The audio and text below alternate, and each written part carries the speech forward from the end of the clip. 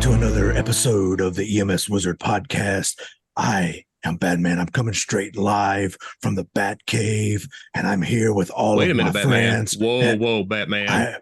Hey, who I'm back. is it? How did The you get in here? gentleman is back.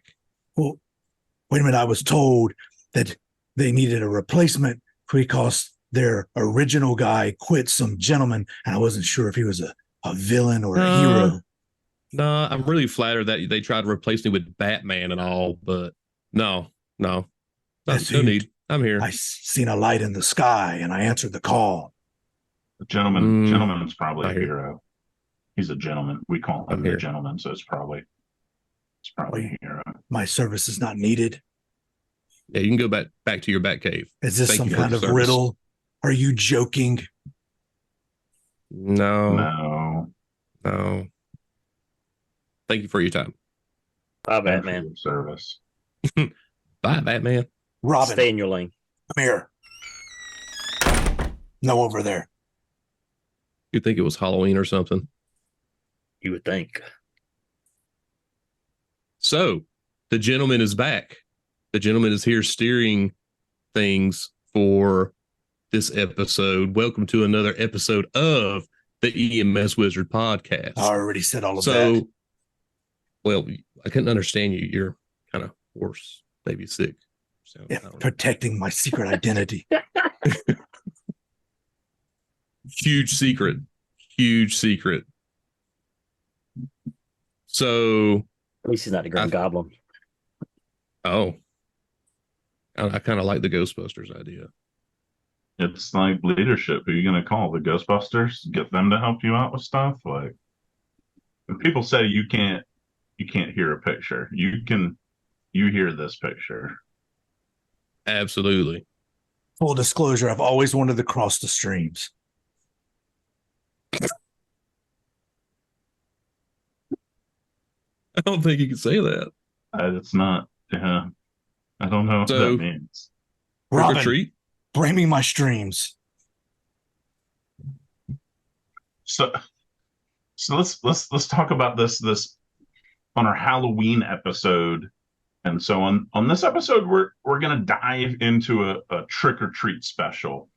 So in the haunting streets and alleys of emergency medical services, leadership can sometimes feel like a night of trick-or-treating. Some houses shower you with the sweet candy of success. It's delicious. While others, they might just spook you with unexpected challenges. But fear not, because together we will navigate these cryptic streets of decision-making. We'll uncover some wisdom and unmask the strategies that empower us to lead. So light your lanterns and let's unveil the spectral surprises that EMS leadership holds. Ready to haunt the night?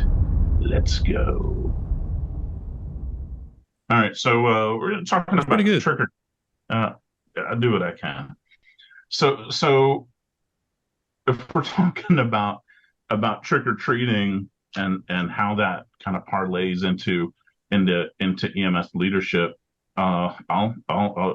so Walter, tell me, do you want to hear my trick, or do you want to hear my treat? I think I'm going to choose the trick first. Okay. So the trick is, it was not the first promotional process that got me promoted to lieutenant. It was several promotional processes, and in what might surprise some people, it was I don't even know off the top of my head. A buddy of mine who teases me because I've quoted him on this and didn't give him credit, Steve Burke. The Susan Lucci. I wasn't quite the Susan Lucci, interviewing many times. But it was probably five or six times that I had interviewed for lieutenant before I got it. And in my mind, at least, I was probably the most qualified, but some other people disagreed with that. Batman, did you want to say something about that? I did not. Okay. I didn't know if that was just one more thing, how we were similar. Was not. We are not the same. Oh. Okay. Mark, why don't you tell us a trick or treat? Tell us. Let's start with that. Let's go with tricks. Tell us a trick, Mark. So a trick that I would share is, like one of my tricks is the need for anyone in any position. This isn't just leadership. This is anyone in any agency. The importance of networking, and communicating with other people and getting out of the silo we talk about all the time. It's a good one. Just getting out and seeing what things are going on the outside, going out and picking up on those ideas and concepts. And I think that's something that we probably don't give enough credit to or really see the value in. I think we overlook that more oftentimes than not, because it's just real easy just to come to work, check the truck off, run our calls, and go home. Or we just, if we're in administration or we're in leadership, it's real easy to get caught up in the I have this list of goals to accomplish today. Let me accomplish all these goals, get all these things done, and I'm gonna come back to work the next day and do that for 5 days this week. And I've just spent my entire week just working within my silo. I need to take time. I need to dedicate time to be able to step out of my comfort zone, step out of my realm of being, and understand that there are other things outside of where I'm at that I need to go out. I need to seek out some of these opportunities, whether these are conferences or whether this is just, reaching out to another administrator next door somewhere to another agency and say, hey, would you like to meet for lunch one day? Just that cold call out to somebody, just reaching out to people. Whenever I first was promoted to the training officer position within my agency, that was one of the first things I'd done. Was I wanted to talk to all the training officers and all the agencies around me. And just in that first week, I had developed some awesome relationships that even, 7 years later as a training officer, I still have to this day, that I'm really proud of. And I'm really proud to call them not just a colleague, but a friend of mine. So I think that's really, a trick that we probably don't give enough credit to, is that networking piece and developing those relationships, with other people. Those meals, that breaking bread, thinking about so many things, because whether it's a wedding or a funeral or a birthday or whatever it is, there's some sort of meal. And my first meal with John Wilson helped to cement that relationship. So yeah, I think that is something that that's a trick we overlook very easily. It's very hard to be a mentor. I think one of the things that was very big into the things that I've had to do as a leader is to recognize that everything that I do is someone's watching. Someone is going to mimic those things. There's other people out there that you'll see that run around and they mimic the leader that you try to be.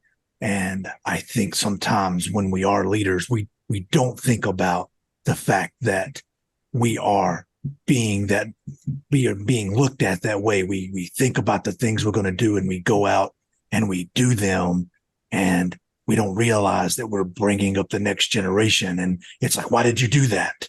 Well, because he did it. And Walter, if you were influenced by anyone, who was your influences, and who do you feel, or what did you take away from them to influence others as a treat or a trick? That came in the Batman voice, even. Yes, Terry. I'm like this. I'm like, I just can't. Because what he's saying, actually, like, for those who aren't watching the YouTube, you should go to YouTube. You should watch this ridiculousness. There's no ridiculousness here.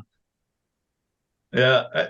Then that's the problem. And Walter, I'm gonna let you finish it a second. I bet you several people are running around this week dressed just like Batman. Why is that? Because they want candy? He has a good point, but it's just ridiculous. It's ridiculous.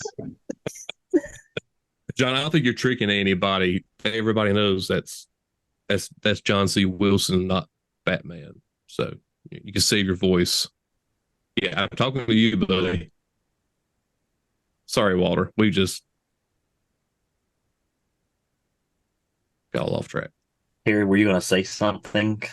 No, I don't even know. But I think you were. Who's somebody that who's somebody that mentored you? What's a trick or a treat with that yeah. I probably have had a lot of mentors in my time. One of the things that the trick, you came up with, yes, I've had a lot of mentors in my time. So I needed a lot of mentors.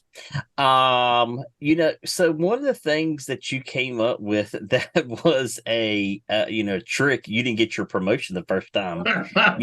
When I got a promotion, not the first time I got a promotion, but when I became a manager, a leader, I was pretty young.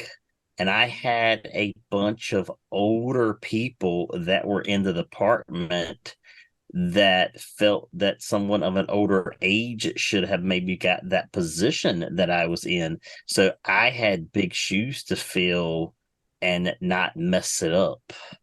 And, go ahead. What were you going to say? That it almost ties in with the identity thing, because this is one of the other similarities. I stopped going by Terry. I began going by Terrence because it sounded more formal, more adult. So it was like I was in a costume. So I don't think you can. Okay, you went with Terrence instead of Terry, because I've known you by Terry forever, and you're Terrence now, and it's hard for me to say that sometimes. But yeah, I mean, you have to. I was going to say you have to change your way that you do things, but you do have to be mindful of those things, because you are always, like Batman, John Christopher Wilson said, are being watched, and they're looking for anything that they can do to, I can't say tear you down, but they're doing anything they can to try to pick you out of something that hasn't occurred. And I have had a lot of people that have been mentors, and some of the things that resonate back with me is, even as a paramedic, and I'm going to use this as a leadership as well, but somebody once told me, because everybody thinks everything is an emergency. Well, everything is not an emergency. It's their emergency, and you're there to fix their problem and or their emergency. So you think about that being a regular street provider, you're there to fix their problem. Don't get caught up in their emergency. But also, as a leader, you're there to fix the challenge at the point in time. You're not involved in that. Figure out how to fix the challenge and don't get involved with the challenge, if that makes sense. I was going to say the exact same thing about the armor that we wear. They're always trying to find some chink in the armor to see how they can get to you. And that just exactly what you were saying, that they're not necessarily maliciously, but when you're in that position, they're looking for what is the thing, what is it that makes you who you are, makes you great at what you do, or are they trying to tear you down?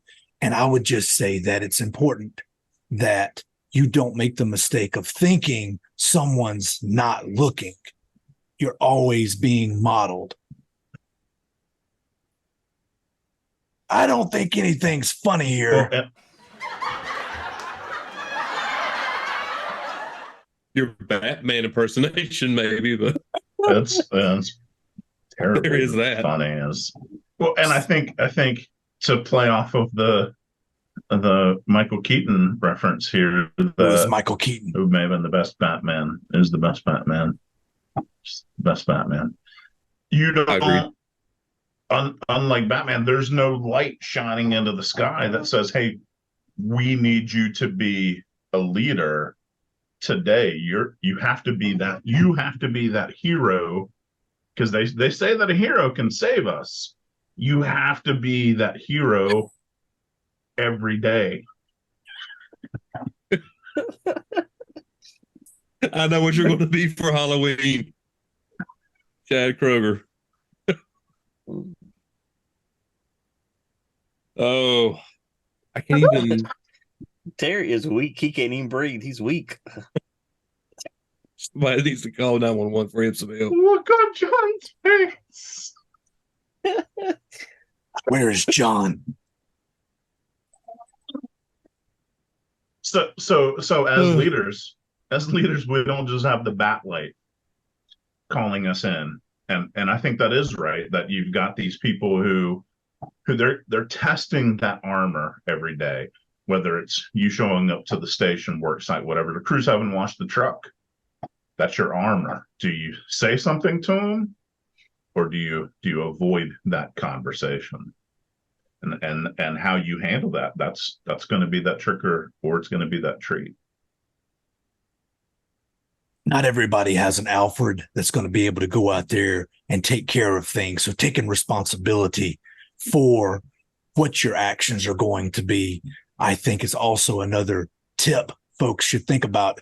They're busy thinking about their job of being a really good EMS provider, and then they get promoted, and their focus may stay just on being that EMS provider without giving thought to, I now have new responsibility. That's Who's all I've got to Alfred? say about that one. Is that the guy that gives? Is that it's like Forrest Gump? Is Alfred? Is that the guy who gives 007 tools? That's that Keith's guy? butler. So I think to take that tool reference, when I was up at my son-in-law's farm the other day, and he's got this gator thing that they go around the farm doing, and he's got a half a dozen tools in the back, power tools, hammers, screwdrivers, and you don't have somebody telling you what to do, what that right tool is for the right thing. It's up to you to figure out, hey, do I need the chainsaw for this, or do I need the hammer, or whatever else? Terry, that's a pretty good analogy. I've never thought about that. That's a pretty good analogy because your tools are around you, whether they're policies, procedures, protocols, county policies, your agency thing. There's all of these different tools around you, training that you have been to. You just got to know where to select it from and pull it out of the sky. I'll say is pull it down to be able to use that tool to be able to help you with the situation that you're in today. And the challenge that you're in today, to be able to help fix it. You've got it at your fingertips. We often say, well, I don't know what to do. I don't know what to do. There's places to be able to find those things. Or, there's four of us right here that can say, hey, Terry, I got a question. This is what I got that's facing me today. What would you do? How would you handle this situation? Right at my fingertips, I can call you up and ask you those questions. And, that's back to what Mark is, networking. And you could do that when you have those network people that you have, they're at your fingertips to be able to call them to see if they've had a challenge like that before, how they handle it. So then you can help figure out, based on your agency and, some support from somebody else, is how do you handle that position, or how do you handle that situation? Because the game is always changing, right? And the tech just seems to get more and more complicated. And as you get settled into a position, maybe you get comfortable, you don't stay with the tech, and you're going to become dependent on a network to sort of, hey, you've got to look at this. This is how you run this report. This is how you're able to do this. Here's the next thing to go on the bat utility belt that you can use out there in EMS. And if you don't have that network, you're going to get left behind. Yeah, and I'm assuming you said tech as in technology. I couldn't really understand what you were saying there. Batman, not John C. Wilson. But you're exactly right. The technology that's evolving right now, the technology that's available, especially with this, our artificial intelligence thing becoming more and more of a thing. We haven't even seen the brink of what technology is really going to look like for EMS yet. It's going to be probably another just a couple of years, and we're going to see some tremendous changes in, our day-to-day operations. And, with all of these changes and all these things that are growing and evolving all the time, as leadership of an organization, are we embracing that? Are we, acknowledging that it exists and doing everything we can to learn about it and staying ahead of it? Or are we just maintaining the status quo, hoping we'll be able to continue to do what we're doing from day to day and not get left behind? Well, I have a message for everybody. You'll ultimately get left behind. And whether that being left behind is something that you're left behind professionally, or that you'll probably fail at something that's going to affect your employees, your shift, your agency at some point.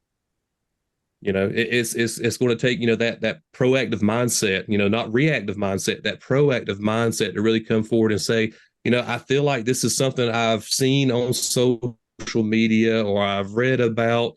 I've heard, other people talking about this. I need to learn more about what artificial intelligence is. What's Chat GPT? How is this going to affect what we do in EMS, and do the research and do the reading and reach out and talk to your colleagues, probably not you guys, because y'all are a little bit older than I am. I don't know. There's always this age reference. Was that a trick or treat? Baby Mark gets baby Ruth's. I don't know. I was somebody's son in the last episode. I heard. You can call me daddy. It's fine. So I think, kind of playing off what Mark was saying with that so Mark and I, we were talking a couple weeks ago about some stuff, and one of the things that we were talking about is I had just heard that in ESO you could scan at a class that I had gone to, that you could that you could scan the driver's license of a patient with ESO in that mobile app, and it would import the information to it. And I was talking with somebody else, and that person had said, "Oh yeah, it was in the ESO, release notes 5 or 6 weeks ago." And I heard it in this ESO class, but that things are constantly changing and evolving, and it's easy as that administrator to say, "Hold on, let me Monday morning log into my AOL, and I've got mail, and I have 5,386 AOLs." What we did in the 90s, Mark. You were probably still watching Peppa. You were watching Peppa Pig or whatever it was. Yeah. Welcome. We've been scanning driver's license since 1967 in the Batcave. Probably for different reasons. So you have to stay up with that technology. You have to stay up with that tech. Batman, why don't you give us I can't even believe I'm calling you that. Why don't you give us a treat, please? Your presence alone is a treat. It's like a real best friend. But please tell me more. I think it's important to watch the progression of people that you raise up. And one treat I can think of is when you bring someone along as your sidekick, and you're able to mentor them, and they surpass you, and they become your hopes are, and we forget this, is that we're not trying to make someone like us. We should make them better than us. We want them to not be the next Batman, but better than Batman. They should be better than Terry, better than Mark, better than Walter, not the next Walter. We want to make them the next best thing, not the same thing. And to me, that's a treat. And we shouldn't feel defensive over that. We should point and say, "Oh, look, there's Nightwing, and he's way better and cooler than Batman." Although he isn't, we should say that so that he feels empowered to be able to go do the things Batman can do, although he can't, because he's not Batman. You're spitting some real mad game there, but it's hard to take you serious in that voice. Your nose is... What are those things? What can Batman do? Batman is the only non-meta human of the Justice League.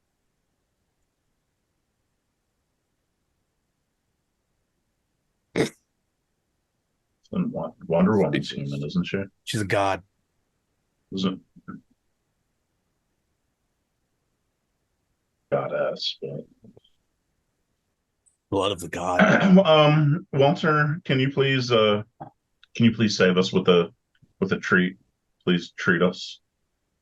Please revive this show. Please revive the show. I'm just a guest appearance. Well, you are on John and I's podcast, and we appreciate you taking time out to be a guest. We know that you have a busy week. I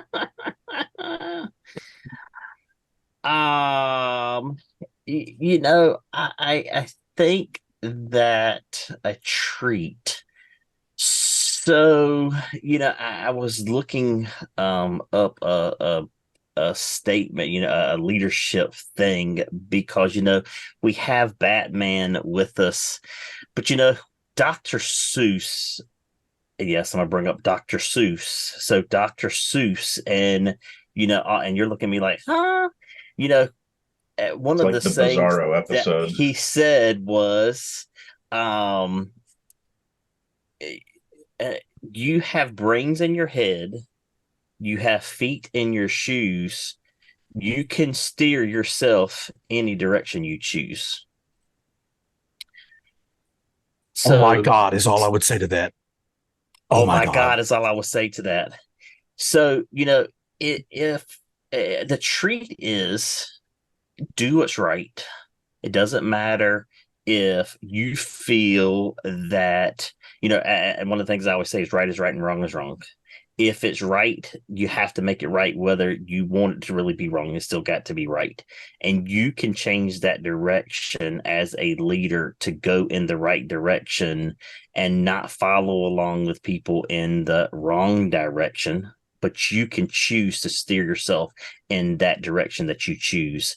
You're the only one that can do that. And, use what's up here and do what's right is right, and move forward. Because you are combating evil every day. That's what I would say. You do have the villains out there that people are going to follow, and you have to be better than those villains that are trying to influence the EMS industry. You're talking about me and Dr. Seuss. What do you think about Batman?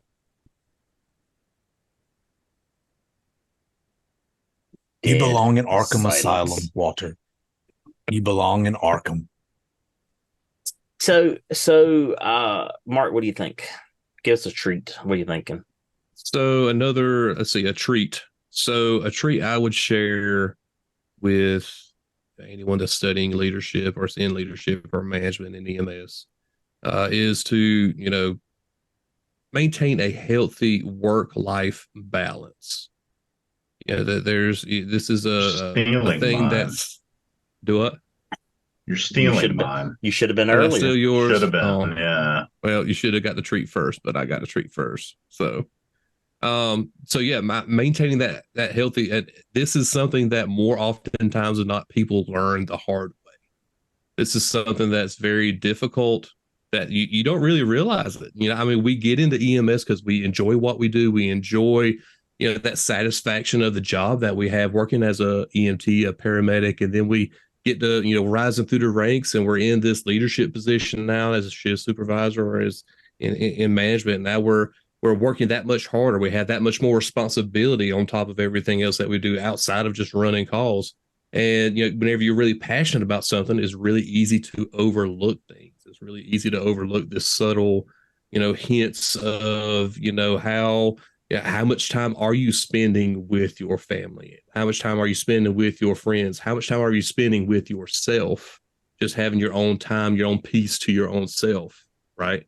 So, I feel like, I was talking about networking earlier. That's one of the things you have to set time aside for. You have to schedule time, make sure you consciously consider spending time networking with other people. You also need to spend just as much time consciously, chomping out bits of your schedule for that healthy work-life balance, chomping out time to make sure that, you're not staying over late at work to get whatever done, whatever goals accomplished while you're at work. Make sure you're focused on, whenever I'm with my family and friends, I'm spending time and I'm involved there, not completely, caught up in the emails and the text messages and what calls are going on in the county or within your agency.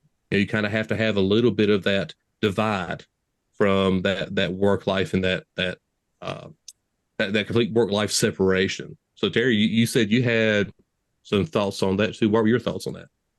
Yeah, I think to take that and to go a little bit further, not just making sure that you're maintaining that work-life balance, but making those celebrations.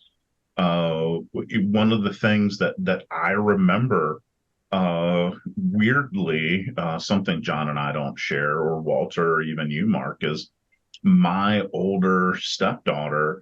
She was in marching band, and the day that I got promoted to captain, she got promoted to marching band captain. She was like the brass captain or something like that. The haze of memory makes me forget that. But I remember her sharing that with the band director, and it was kind of a big deal. Me sharing it with our EMS chief, and that being kind of a big deal, and people not just congratulating me, but saying, "Hey, we wanted to extend that congratulations to your stepdaughter. Hey, good job, Megan, for making that captain." And I think that's some of that, Mark, playing with that work-life balance and celebrating our achievements, because to some people they might think that that's corny, marching band captain, but that's a leadership role, and definitely, something worth celebrating. First chair in the band, that's a big deal. Yeah, definitely. I was never in the band. Sorry, Walter. Batman, do you have a final I can't believe you treat calling me for us? Batman again. I was just humoring him because I really appreciate you allowing me to host this episode. I feel like I could probably do this full time, but you're picking the really bad time to do it for me. There's a lot of stuff I have to handle out there in the world. So I doubt you see me again unless you're on the other side of the badass kicking you get. well, that's fine, because Keith is on tap for next week, and he's going to be available for us, because that's what best friends do.